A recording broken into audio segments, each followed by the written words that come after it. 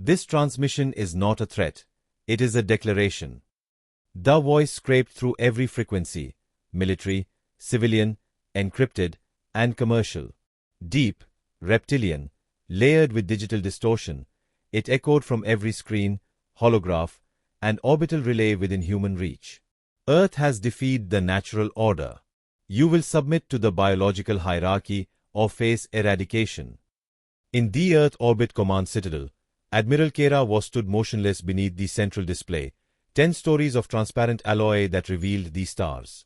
She watched the incoming fleet markers blink red across the holographic tactical field. Dozens, then hundreds, of ships. Her crew moved with trained precision around her, systems locking into defense status, automated guns powering up, planetary shields cycling. Confirmed transmission origin, she said quietly. Confirmed, Admiral. High Archon Whalezorth, Supreme Warlord of the Zyexel Imperium. The comms officer didn't look up from her screen. So it was real. Not political posturing. Not diplomatic theater. War. Kara exhaled slowly. The Zyexeli had been posturing for decades, throwing their weight across the stars. But they'd never dared a direct challenge. Not to Earth. Not to humanity. Until now. 2 hours later, Earth's United Defense Council convened via secure orbital link. 12 leaders flickered as avatars around the circular chamber. Arguments flew like sparks. "We can't win this," barked President Orlan of the Mars Coalition. "They outnumber us 20-1. "We'll sue for peace," added the Lunar Chancellor. "A surrender with conditions. We've survived worse." Kara didn't speak. She let the noise spin until Earth's Prime Minister finally turned to her. "Admiral Voss, your recommendation." Her voice cut the room like a blade. "We fight." Orlan slammed a hand on his desk. "You'll get us all killed." "No," Kara said. "Waiting will get us killed. Appeasement will buy us slavery. This is not a misunderstanding. They've made their intentions clear." She tapped the console beside her. A new projection appeared, Europa Station, or what was left of it. Shattered fragments drifted in orbit around Jupiter, still glowing from the heat of plasma bombardment. "Europa was a test," she continued. "They wanted to see if we'd flinch. We can't afford to. You gave me emergency command for a reason. Let me do my job." The chamber fell silent. "Do it," the Prime Minister said at last. Project Aegis came online within the hour. Hundreds of Earth-class warships, dormant and cloaked in orbit, activated simultaneously. Dozens more launched from Luna, Mars, and the hidden yards near Neptune. Artificial intelligences synced tactical data, auto-learning enemy fleet structures from intercepted Zyexeli transmissions. Kara stood at the heart of the command bridge of the S Valiant, humanity's flagship, sleek, angular, the color of shadow. From here, she'd lead Earth's first, and possibly final, counteroffensive. "Fleet reports ready, Admiral," said Commander Teague, her second-in-command. His voice was steady, but she caught the tension behind his eyes. "Status on planetary defense. Orbital guns primed. Aegis net at 87%. Mars and Titan shields still sinking." It wasn't perfect. It never was. But it would have to be enough. She stared out at Earth, the planet blue and impossibly fragile below. "Begin silent mobilization," she ordered. "No public broadcasts yet. I don't want panic. Not until we strike back." Teague hesitated. "You really think they'll push straight for Earth?" "They've already shown their hand. Whalezorth wants spectacle, not strategy. He'll want to make an example. We'll let him try." 3 hours later, the first Zyexeli fleet dropped from superlight above Europa's orbit, where their own massacre had just taken place. A cold, symbolic gesture. Earth's long-range scanners picked up energy signatures, drive spikes, and comm bursts. The enemy had arrived. and Earth was already moving. Kira paced the bridge, eyes scanning rows of active data feeds. Her mind was 3 steps ahead, calculating responses, flanking maneuvers, casualty estimates. Encrypted burst from the outer colonies just came through, Teague said grimly. Veridan Prime's gone dark. No distress signals. No survivors. A beat of silence passed through the room. How many? Kira asked. 100,000. Civilians mostly. She nodded once.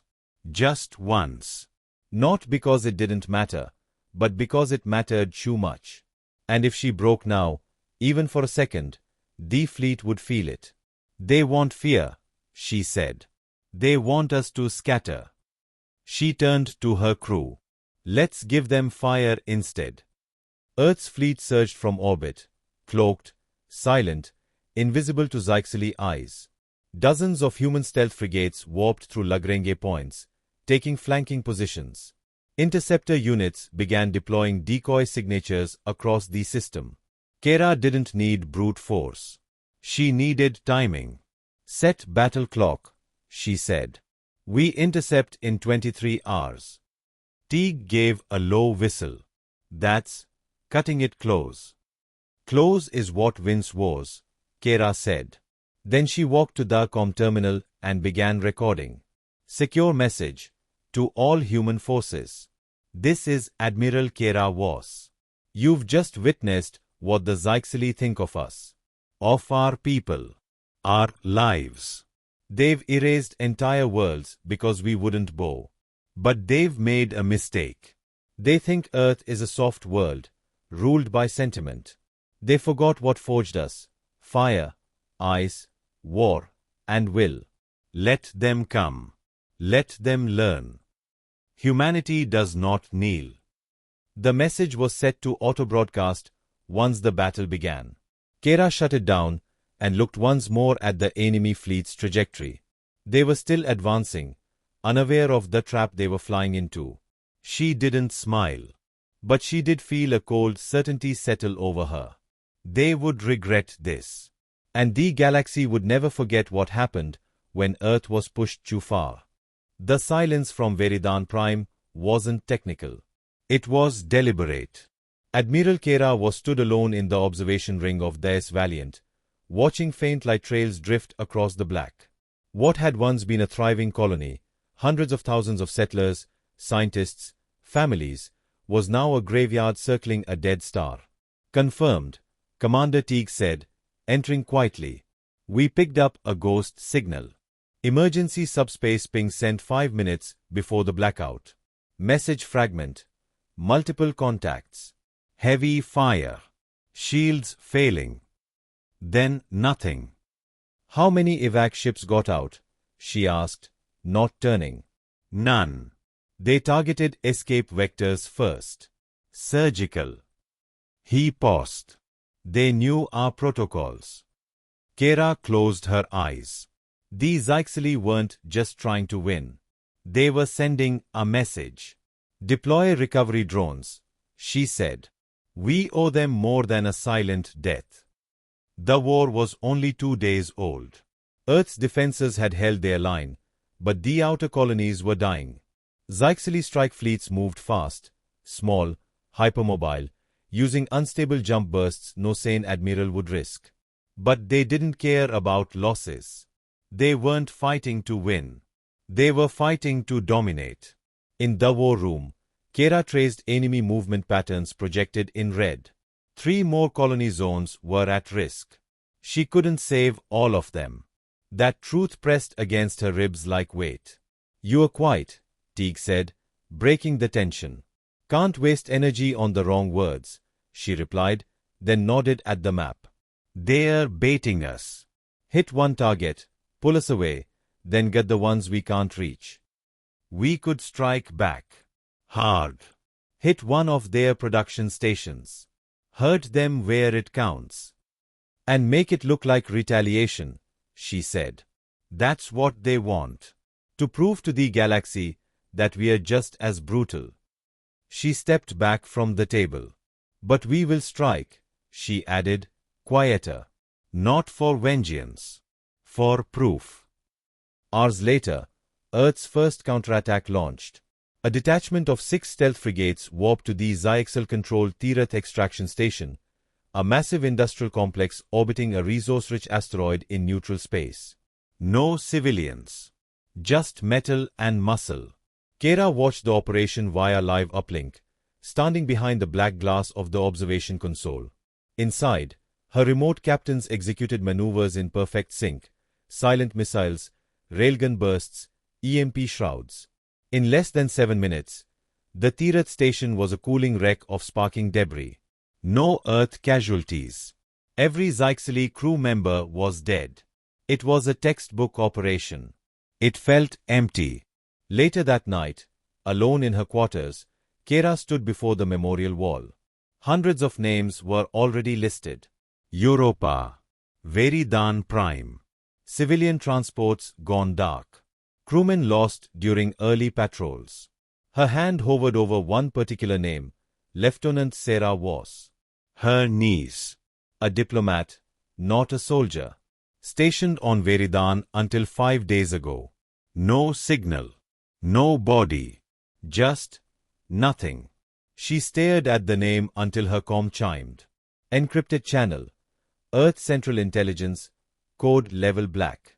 Subject. Zyxel Tactical Pattern Intercept. Summary. Recent fleet behavior inconsistent with prior Imperium protocol. Whalezorth bypassed formal declaration chains. Some transmissions indicate resistance among other Zyxel castes. Conclusion. This war may not have unanimous support within the Zyxel Imperium. Potential internal conflict suspected. Further intel pending decryption. Kara read it twice. The Zyxel weren't unified. That changed everything. She replayed the declaration broadcast in her mind. The phrasing, the speed of attack, the method. It had felt personal. Like Whalezorth wasn't just trying to win, but trying to prove something. To someone else. Teague, she said over comms.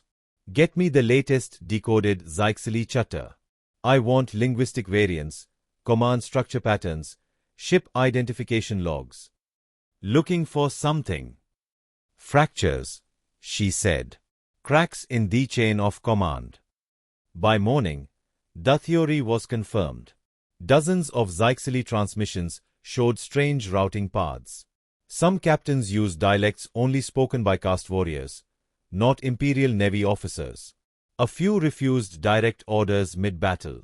A freighter convoy under Zyxel escort had suddenly reversed course and jumped into deep space, destination unknown. Someone inside their ranks was resisting. Or running. Kara called an emergency council with her top strategists. We assumed this war was organized, she said. But it's a power play. Whalezorth is pushing this alone, or close to it. He's bypassing his own hierarchy, and some of them are pushing back. Why start a war without full control? Someone asked. Because he doesn't want war. He wants control. Over his people. Over the narrative. And if Earth dies in the process, it just makes him look stronger. So what do we do? Teague asked. Kara looked around the room, then pointed at the holographic map. We hold the line. But we also listen. Every signal. Every data blip. Somewhere out there, someone inside the Imperium wants this war to stop. We find them before Whalezorth finds them first. Hours later, in the quiet of the command deck, Teague stood beside her again. You ever think this isn't a war at all? He asked. She didn't respond immediately. Then, no. It's a slaughter, wrapped in ceremony. But it can still be stopped. By who? Kara turned, her eyes like steel beneath the glow of orbital light. By these species they never should have underestimated. The Zyxel fleet arrived without warning. Sensors didn't catch the jump. No advanced scout ships. No standard approach pattern. Just an instantaneous, blinding spike in the upper orbitals, Then 200 hostile ships dropped into high Earth space like a black wave. Alarms screamed. Kera was already on the bridge of the S Valiant before the second spike hit. Massive surge, unstable superlight skip. Teague barked, eyes darting across the readouts.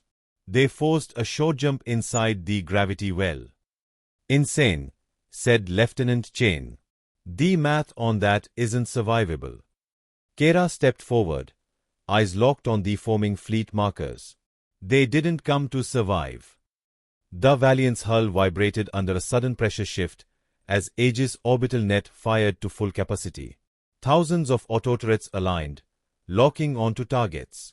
The shield grid, still incomplete from rapid construction weeks earlier, hummed and flickered across the mid-atmosphere.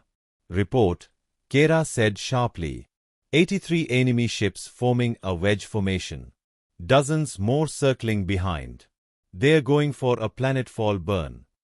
Projected impact. New York, Beijing, Johannesburg. Civilian centers. She turned toward her tactical AI interface. Override pattern Theta No. Target main formation with solar lens convergence. The AI responded instantly, confirming orbital reflectors align. Firing solution in centuries seconds. Humanity's solar lance array, a weapon born out of desperation and solar engineering, required brutal precision. Dozens of lens satellites pivoted across the exosphere, redirecting beams of amplified solar radiation through the vacuum like laser-tipped spears. As the enemy fleet surged forward, golden light cleaved the dark. The first Zyxley Vanguard ships vaporized before their hulls could react. A dozen more swerved, colliding into one another in panic. Adjust focus. Their shifting pattern. Teague shouted. Kera's voice cut through the noise. Don't follow them. Let them think we only had one shot. She tapped into the command channel. Deploy fracture wings Alpha and Beta. Full cloak. Hit their rear flank hard. Break their line, not their numbers. Across the void, human warships shimmered into motion. The fracture wings, advanced stealth strike squadrons, had trained for asymmetric warfare. Each ship flew independently, small, agile, loaded with plasma torpedoes and close-range EMP bursts. They wove through debris fields and dead satellites, moving like predators under moonlight. In the chaos, they struck. Zyxley engines flared, weapons spun, but they couldn't locate the attackers in time. Hulls exploded in fireless silence. Chain reactions rippled through the rear assault formation. Still, the enemy pressed forward. Shields failing over Quadrant 4. Chain warned. They've launched atmospheric torpedoes. Redirect orbital batteries. Anything under 50 clicks is now a priority, Kera ordered. Sir, Teague turned. That'll leave us exposed to the upper fleet. They're not the threat anymore, she said. If even one of those warheads hits atmosphere, the death toll hits millions. The bridge lurched as two enemy torpedoes pierced the last shield band. Time slowed. Kera activated her secondary neural link, direct control override. Pain lanced through her skull as her mind synchronized with the outer defense network. Hundreds of visual data streams poured into her vision, each missile, each defense drone, each angle of approach. She blinked through targeting coordinates, assigning automated intercepts manually. Her voice was calm, mechanical. Vector 115-40, prioritize velocity intercept. Crossfield drone cluster 5, adjust by 9 degrees pitch. EMP net on my mark. 3, 2, now. A shockwave erupted in the upper atmosphere as the intercept net detonated.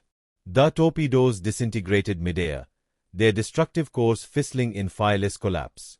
The crew stared, silent. Kera disconnected. Blood trickled from her nose. Get medics, Teague said quickly. I'm fine, she muttered, wiping it with her sleeve. Status. Orbital integrity holding. 22 confirmed enemy losses. 15 of ours down. One hospital transport in distress. Name: Hopewind Mercy. Caught a glancing plasma shot near the dorsal stabilizer. Civilian evac vessel. She's spinning. Position: Sector 12, descending. Kara didn't hesitate. I'm taking a fighter. Teague stepped in front of her. That's not protocol. They don't need protocol. They need stability. Something to anchor them. You're the admiral. And if that ship burns her, so does everything we are fighting for. She was already moving. Inside the narrow confines of the interceptor Talon, Kara locked in manual control. The sleek black ship, built for speed and quick assault, rode from the Valiant's underbay and tore into Earth's upper atmosphere. Admiral was to Hopewind. You have stabilizers offline. Prep for magnetic tether. I'm coming in low. The voice on the other end crackled. We don't have long. Multiple injured. Reactor fluctuation. I said I'm coming. Hold together just a little longer. She maneuvered the Talon under the falling medical vessel. Sparks flared from the evac ship's ruptured engine as she activated the tether system. The magnetic latch shuddered, but held. The weight of the failing ship slammed into her hull. Systems groaned. Stabilizers blinked red. Hopewind, initiate partial burn. Just enough to lift with me. We clear together, or we burn together. There was a pause. Then, copy that. Engaging auxiliary thrusters.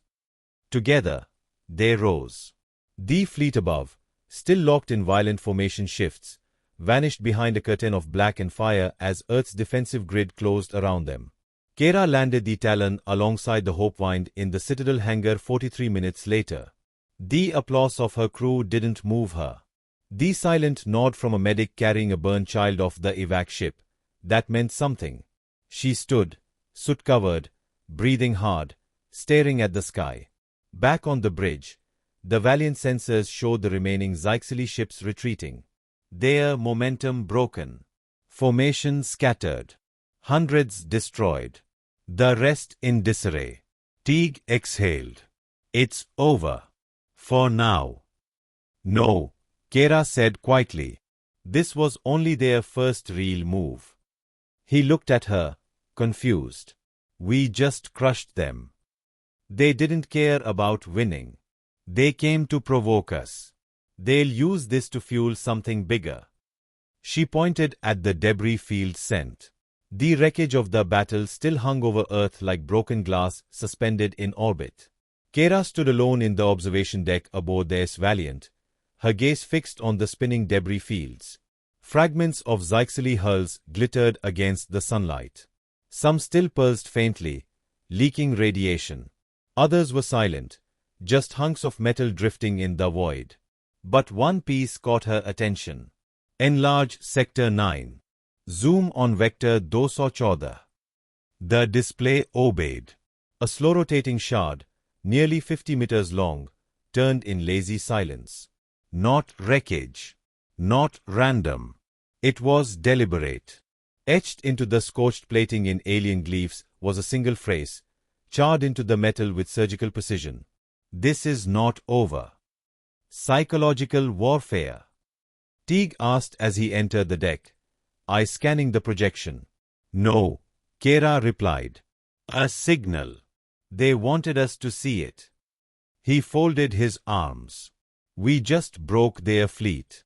You think they're still posturing? I think we never understood why they came in the first place. In the war room, the Council's faces appeared via secure quantum link, each representative flickering in from a different hemisphere. You were authorized to defend the planet, said Prime Councillor Dara Vas. Not launch solar convergence strikes without preclearance. They were seconds from launching payloads at civilian targets, Kara said flatly. You would have buried cities under diplomacy. General Cato, representing Pacific Command, cut in. The public saw the retaliation in real time. Half the world is calling it overkill. They declared war on Earth, she snapped. And I responded. Humanity needs allies. Caution. Optics. No, Kera said, standing straighter. Humanity needs to remember that survival doesn't wait for committee votes. After the council logged off, Teague approached her. We picked up a data shard from the Zyxley wreckage, he said. Surprisingly intact. It's encrypted, but our quantum linguists cracked part of it. Kera raised a brow. And? It's not a tactical directive. It's historical. Cultural. Like a manifesto. He handed her the tablet. The humans rose from genetic impurity. They were never meant to reach the stars. Their survival is a flaw in the cycle. They consume without balance. Their very biology is an offense. Kera's hand tightened around the device. This wasn't about territory or resources, she muttered. They think we're an abomination. That night, Kera couldn't sleep. Her thoughts turned over the Zyxley words again and again. The hatred. The certainty. She walked the dark halls of the Valiant until she reached the stasis bay, silent, sterile, lit only by soft blue strips. Inside, laid out in crystalline pods, were the remains of those lost during the engagement. Crew. Civilians. The pilot of the HFY, who hadn't made it after the burn. A child who hadn't survived decompression trauma. Kera stared through the glass, jaw tight. We were supposed to be the monsters, she whispered. And yet, we're the ones burying our dead. The next morning, Was stood before her senior staff with a calm expression and a sharp voice. The Zyxley didn't attack to conquer us. They attacked to provoke us into revealing our strength. Jane frowned. But why? That strategy backfired. We shredded their front lines. Because now they know exactly what we can do, she said. They baited us, me, into over-response. We didn't just win, we annihilated. That's what they wanted their own people to see. Teague leaned forward, piecing it together. They're painting us as the destroyers. The ones who overreach. Who escalate. A war of optics, Kera confirmed. Their second wave won't be about firepower. It'll be ideological. They're trying to justify something larger. Just then, a proximity alert pulsed through the room. Incoming transmission, the comms officer said. Point source beam. Not from Zyxley space. Unknown origin. Unencrypted. Kera nodded. Put it through. The screen flickered, and a strange figure appeared. Vaguely humanoid, but with luminous skin, crystalline plating, and no mouth. A being of light and resonance.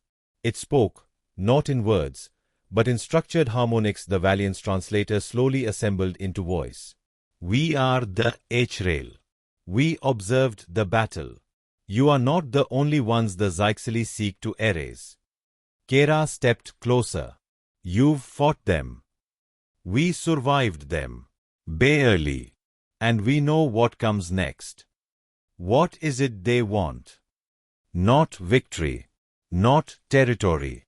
They seek purification. The Zyxley believe in a galaxy cleansed of biological deviation. You are their apocalypse. Teague looked stunned. Then why contact us? The H-Rail's light dimmed slightly. Because if you stand alone, you fall. But together, we become the thing they fear most. After the transmission ended, silence fell over the bridge. Kera turned to her crew. Prepare an alliance channel. Start reaching out to the other fringe species we've catalogued. Anyone who's fought the Zyxley. Anyone who's run from them. Jane nodded. We'll have to share military data. We'll give them what they need, she said. Because this war isn't just Earth's anymore. Teague stared at her. And if no one answers? Kera looked back at the fading wreckage through the viewport. Then we remind the galaxy why we survived everything we've been through. From stone knives to fusion lances. Alone, if we have to. As the Valiant powered down its war footing and pivoted toward outreach, Kira felt a shift in herself. Not vengeance. Not even anger. Resolve. Because now, it wasn't about responding to war. It was about refusing to be erased. And making damn sure the next time the Zyxili came, they'd see united foes rising, not in fear, but in fire. The hangar buzzed with controlled chaos. Engineers barked orders. Diplomatic envoys from 5 species disembarked under escort. The H-Rail delegation shimmered like living prisms, humming quietly as they moved. At the far end, a crimson-skinned Trivan adjusted the magnetic straps on its ceremonial blade. Admiral Kira was watched from the upper deck. 5 races, 1 war, she murmured. Teague stood beside her. The H-Rail said this would happen. When the galaxy finally realized it wasn't just humanity they wanted erased. It's not a war against humans anymore, Kira replied. It's survival versus ideology. She turned and strode toward the council chamber. The room, converted from a tactical OPS center, now hosted something entirely new, the first Interstellar Alliance War Summit, and Earth was at the center of it. The table wasn't round. Kira had insisted on that. Not for equality, but for clarity. The strategic layout made one thing clear. The Zyxili sat outside of it all. She took her seat at the head. The Zyxili doctrine is more than conquest, she began. It's eradication. A belief in a biological hierarchy where only their engineered genome is worthy of survival. A ripple of unease passed through the non-human delegates. We aren't allies by choice. We are allies because we've all been hunted, fragmented, scattered. And now we unify not out of trust, but necessity. The H-Rail representative, its resonance deepening, spoke next. You were the first to fight and win. That alone changes the rules. The Zyxili expected submission. You gave them ash. The Trivan general slammed its blade into the floor beside its seat. We will no longer run. Kira nodded. Then let's stop waiting for their next move. Let's strike first. In orbit above Mars, the fleet began to grow. The Valiant served as flagship. Around her, human cruisers flanked H-Rail refractors, ships powered by resonance rather than fuel. Trivan warpikes deployed in tight phalanxes, their hulls covered in burn scar patterns. The Krell, an aquatic species once believed extinct, contributed silent torpedo drones that looked like silver eels. Teague stood on the command bridge, watching the map expand. From half the galaxy, they came. And not for us, he said. For their own ghosts. Kira stepped beside him. Let them bring their ghosts. We'll turn them into fire. He handed her a tablet. Zyxili activity detected near Gamma Sector. Civilian outpost under threat. Minimal defenses. She scanned the data, eyes narrowing. Set course. Full burn. As the fleet curved through hyperspace, Kira gathered her crew. We won the first battle by showing overwhelming strength. This time, we win by proving something greater. Teague tilted his head. Like what? That humanity's fire isn't destruction. It's defiance. That in the face of extinction, we stand together. That anyone who tries to erase us will find their own history shattered. The outpost came into view, a mining station floating above a gas giant, belching flame from half-destroyed stabilizers. Zyxili cruisers circled it like vultures. Deploy interceptors, Kira ordered. Non-lethal passes. Push them off. Chain frowned. We are not destroying them. No, she said. Not yet. Let's show them what restraint looks like. The allied fleet surged in formation. Human ships took the lead, drawing fire. H-Rail ships bent light and faced past enemy sensors, disrupting Zyxili targeting systems. Krell drones attached to enemy hulls, disabling engines without killing crew. For 10 tense minutes, the Zyxley fleet resisted. Then, sensing coordinated resistance unlike any prior encounter, they folded, retreating through a rift. Not defeated, but unsettled. Later, aboard the Valiant, a transmission came through, Zyxley origin. The alien face that appeared was not military, not even familiar. An elder, older than the language their ships carried. Its features were symmetrical, cold, and disturbingly still. You believe unity will protect you. It will not. The universe bends toward order. Your fire is a glitch. A scar. Kera stepped forward. This scar is why we survived Earth's own death centuries ago. Why we colonized dust worlds and crossed black voids. We weren't born to burn, Elder. We were forged by it. The alien's expression did not change. Then you are already ash. The feed cut. Silence settled over the bridge. Kera's crew waited, watching. She exhaled slowly. They think we are still reacting, she said. Still defending. Teague glanced at the fleet map. We're not. No, she said, voice steady. We've become something else.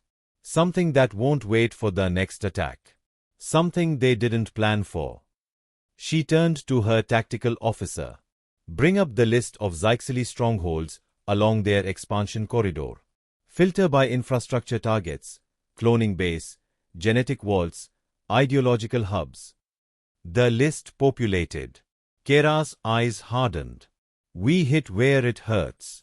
Not to destroy them, but to dismantle their myth. To show every race watching that their fear is no longer sacred. The first assault came at Rinthos Prime, a Zyxley temple world and ideological nexus. The Allies arrived like thunder. No planetary bombardment. No mass extinction. Instead, strategic infiltration. H-Rail operatives sang through resonant corridors, disarming neural fields. Human marines held fire until engaged. Krell drones breached the gene vaults and broadcast their contents, proof of forced sterilization campaigns across species, genetic erasures, atrocities denied for centuries. The galaxy watched as the Zyxley truth unraveled. Kera stood over the ruins of the Central Archive. This wasn't revenge, she told the press feed. This was revelation. Weeks passed. The alliance grew. Species once silent now sent envoys. Ships. Maps of Zyxley sites. Every system liberated weakened the enemy's mythos. On Earth, public sentiment shifted from terror to pride. Memorials were built, not just for human dead, but for the fallen of every race who chose to fight. Kera watched one ceremony from orbit, her image projected into the skies above Geneva. We were told we were a mistake, she said. But we made our own meaning. Our unity is the proof they tried to erase. And to those who still believe in fire. She paused, then smiled faintly. You are looking at it.